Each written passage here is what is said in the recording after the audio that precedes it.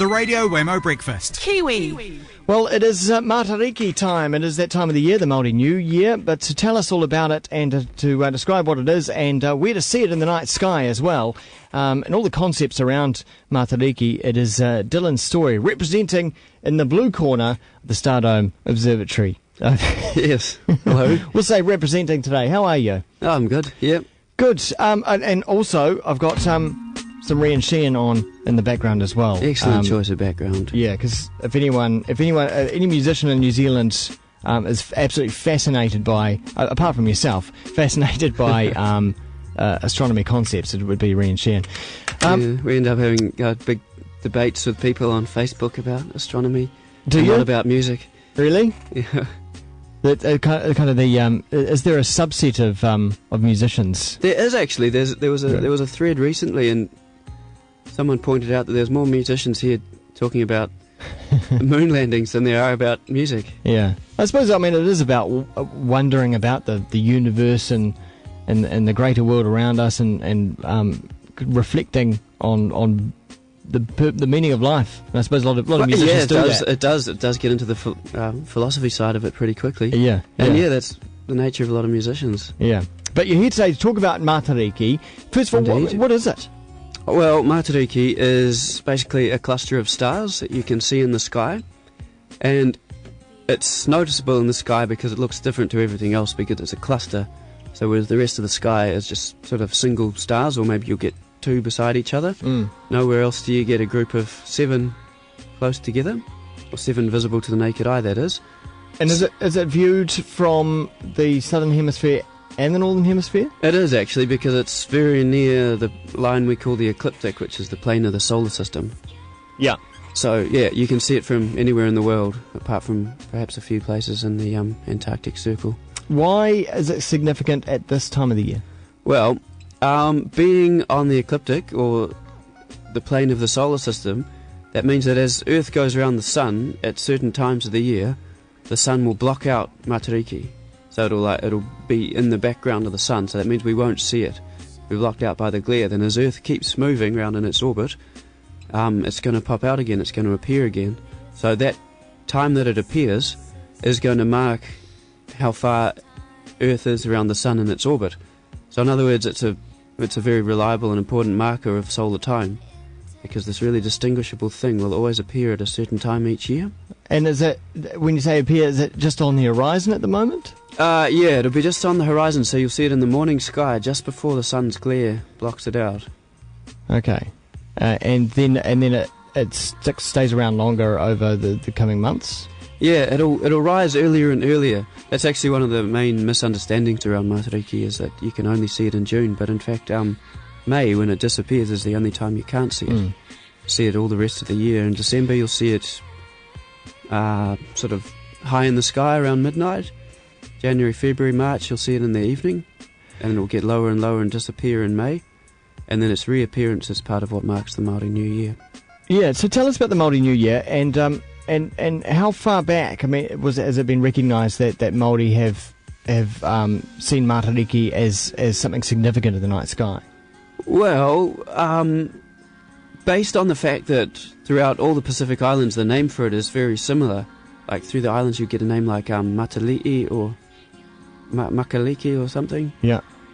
And so based on that, you could deduce that at least since the time of the Polynesian voyages, and perhaps as early as the 8th century, it's been known as Matariki, and therefore probably marks some sort of New Year, and the fact that it marks New Year at different Pacific places too. Do you know if it's just Pacific Island indigenous peoples that have recognised it, or is it elsewhere in the world as well? Yeah, because it's so distinguishable, people around the world, it's sort of loaded with mythology around the world. So, for example, in Japan it's called Subaru.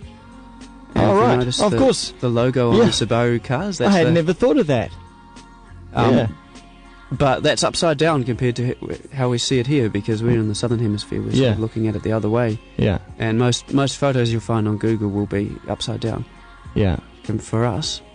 And the American Indians, they had all sorts of mythology around it, and pretty much everyone. In English, it's also called the Seven Sisters. Yeah. So Don McGlashan named his band after it, even. Oh, of course. Oh, it's all coming together. Yeah, it's all over the place. So, but is it only Māori that have used it as a new beginning, a beginning of a new time? I mean, is that what it is? Pacific cultures. As far as I know, although it's quite possible that other Southern Hemisphere people do too, that I don't know about. Yeah. It's the thing is that it's the New Year is celebrated. It happens very near the winter solstice, and traditionally in Europe and Western culture, that's also when New Year is celebrated, just after winter solstice. Which now we're in the Southern Hemisphere.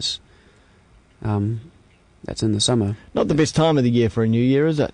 No, no. I mean, I sort of try and reset my thinking to have the year start in June, but it doesn't quite work. Yeah, but it's not really a calendar event, is it? I mean, it's not. Well, it is, but it's a very complicated calendar event because think of the Western calendar. It uses purely a solar calendar, so it marks time purely based on how far around the sun the Earth is in its orbit. Yeah, and Māori do that definitely because with the appearance of the star cluster, but they also take in something else, which is the lunar calendar.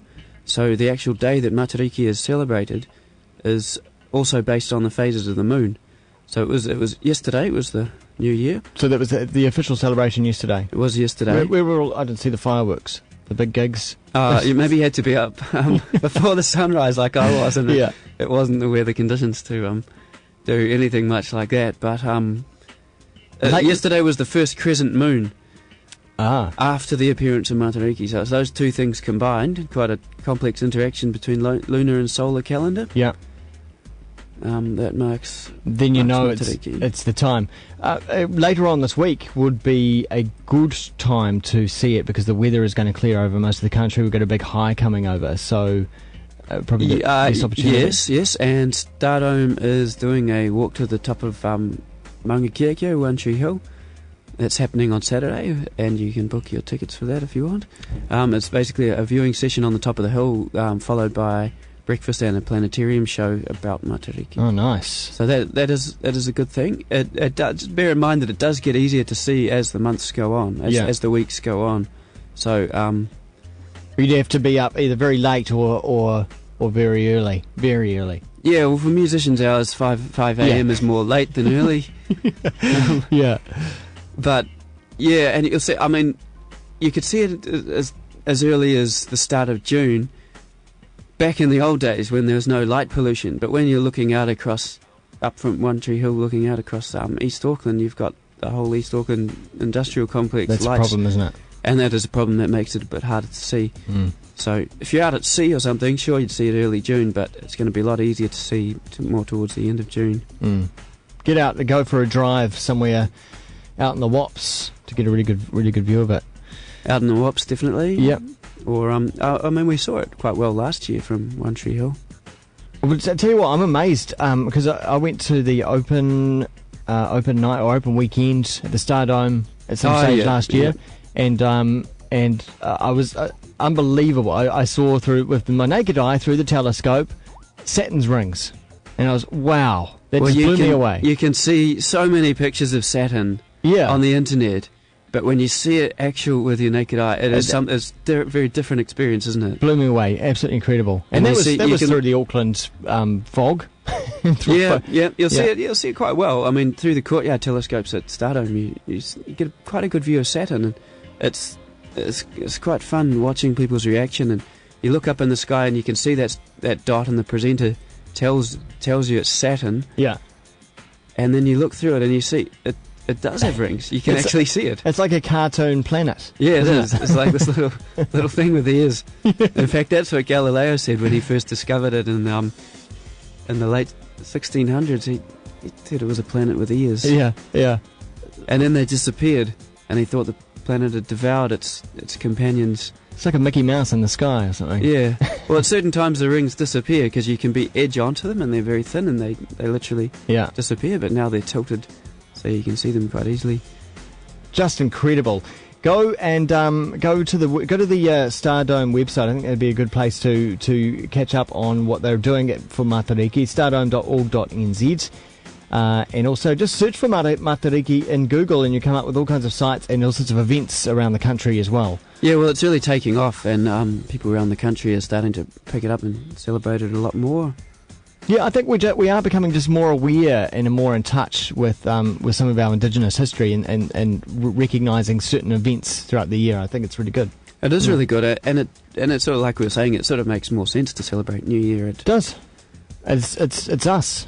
It's New Zealand. And the idea was mooted last year to make it a public holiday, which personally I think is fantastic. Absolutely. We need one. Perhaps even if it was late June or even in July. If we could celebrate a little bit later, sort of break up between Queen's birthday and Labour Day. Yeah. Some point there would be great. Well, you could have it in July because sometimes the celebration period is until the next new moon, so you've got a month really to. Hey, Dylan Story, thanks so much. Thank you.